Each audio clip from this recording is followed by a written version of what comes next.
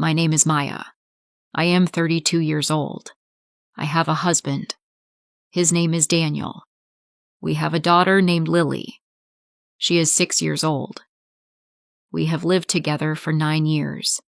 I loved Daniel deeply. I trusted him with all my heart. I believed he would never hurt me. I thought he was an honest man, but I was wrong. It was a weekend. I had a cold, so I stayed home to rest.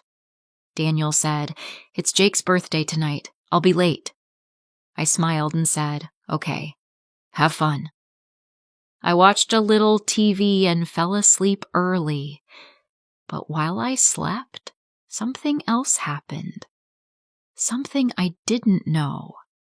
Something that would change everything. The next morning, Daniel was quiet. He didn't say much during breakfast. He looked at his phone. He looked out the window. I asked, "Are you okay?" He said, "Yeah, just tired." But something felt off. I watched him closely, but he avoided my eyes. Later that evening, my friend Nina came over. She was at the same party. She looked nervous. "Maya, I wasn't sure if I should tell you, but I saw something last night." I felt cold all of a sudden. "What do you mean?" I asked. "Daniel, he was dancing. With someone. Close. Too close. It was his ex, Clara, and I saw them kiss." The room spun. I felt like someone had punched me in the stomach. "Are you sure?" I whispered. She nodded slowly. When Daniel came home, I waited by the door. I didn't cry. Not yet. I looked straight at him and said, "Tell me the truth. Was Clara at the party?" His face changed. He looked frozen. Guilty. "Yes," he said quietly.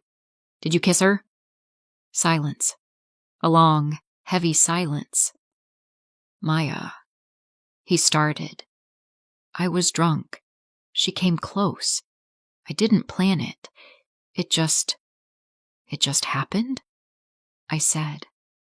My voice was shaking. "You kissed another woman, Daniel." He stepped closer. "It was one stupid kiss. That's all. I love you. I love Lily. Please don't let this destroy us." I picked up his bag. I walked to the door. "Get out," I said. "This house is mine, and you made your choice." He didn't fight. He looked broken. But he walked out. Lily was staying at my parents' house that weekend. I was glad she didn't see our fight. She didn't need to hear shouting or see me cry. After that night, Daniel called me many times. He sent long messages. He said, "I love you. I'm sorry. Please give me one more chance." But I didn't reply. Then his mother called. She spoke softly and said, "Maya, please don't be angry. All men make mistakes. My husband also had a girlfriend once, but I stayed, and now we're okay." I took a breath and said, "I don't want to live with a man who kisses other women." She said, "Think about Lily. A child needs her father." I replied, "Lily can still see her father, but I don't want him as my husband."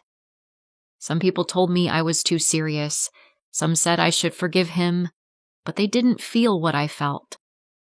I didn't want to sleep next to a man who kissed another woman. I felt hurt. I felt dirty. I felt alone. Yes, I still loved him, but love is not enough.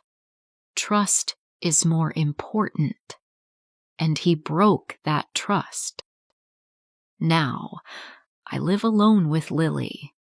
I am not always happy, but I am calm. No more lies, no more pain. The next morning, Daniel came to the house. He stood quietly at the door, holding a small bouquet of white lilies, my favorite.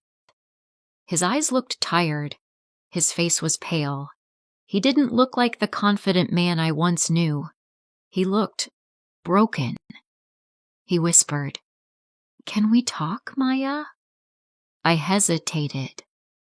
Every part of me wanted to shut the door, but I opened it. Just a little.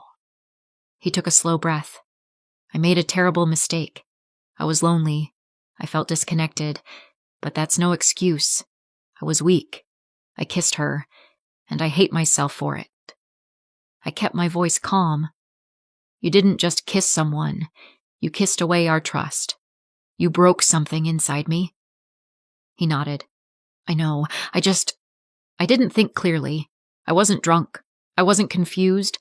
I just acted selfishly, and now I'd give anything to take it back. I said, "You can't. You made a choice, and now I'm making mine." He looked down. "I miss Lily. I miss you. I miss us." I said, "You can still see Lily. You're her father, but I don't want a husband who betrays me." His hands were shaking. He placed the flowers on the porch. Then, without another word, he turned and walked away. That night, I couldn't sleep. I lay in bed thinking about everything. I remembered the first time we met. His smile, his awkward jokes, the way he brought me coffee when I had late study nights. I remembered our wedding, simple but full of hope. I remembered the day Lily was born, how he held her like she was made of light. He used to cook dinner when I had bad days. He stayed up with Lily when she had nightmares. He'd sing off-key lullabies just to make her laugh. He was a good man. Was. Now he felt like a stranger. The next few days passed slowly. I didn't answer his calls. I needed space. I needed silence. But he didn't give up. He sent messages every day. "Maya, I miss our family. I'm sorry. I can't sleep. I can't think. I love you. Please, talk to me." One night, he sent a longer message. "You don't have to forgive me now. Maybe not ever, but I'll wait. Not because I'm sure you'll come back, but because I know I deserve to wait. For the damage I caused. For the pain I brought. I still love you. And Lily. Always." I read it 3 times. My hands trembled. I hated that I still cared. I hated that a part of me missed him. But I also hated what he did. The next weekend, he came to pick up Lily. She ran to him, her eyes lighting up. He brought her a new book, the same series he used to read to her before bed. I watched from a distance as they laughed together. My throat tightened. He was still a good father, but that didn't mean he was a good husband. Later that day, after ice cream and park swings, he came to talk again.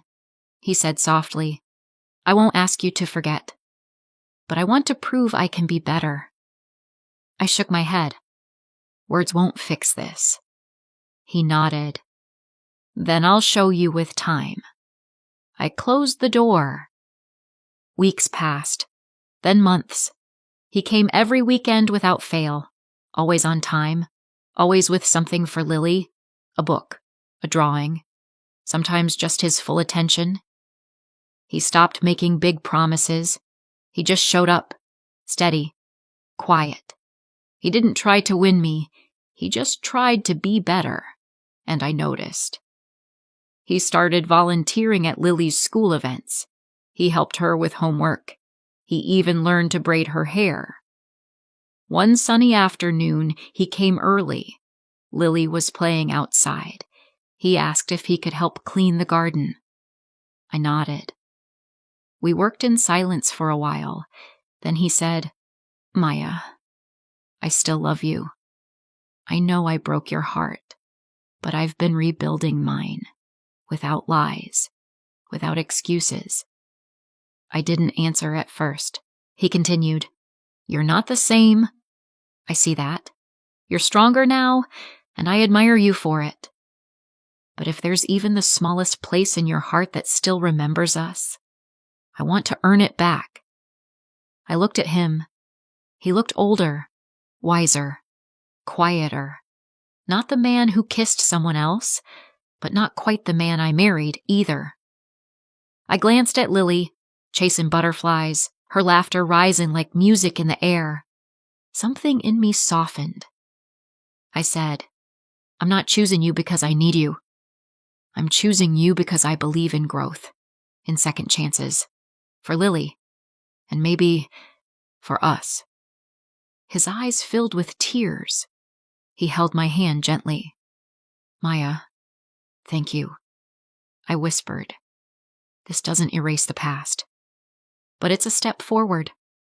That night, Lily asked, "Are we a family again?" I kissed her forehead and said, "We never stopped being one. We just needed time to find our way back. Sometimes love is tested in painful ways, but when someone truly changes and you truly heal, forgiveness can rebuild what was once broken. Not to erase the past, but to write a new chapter." If you liked this story, please like, share, and subscribe.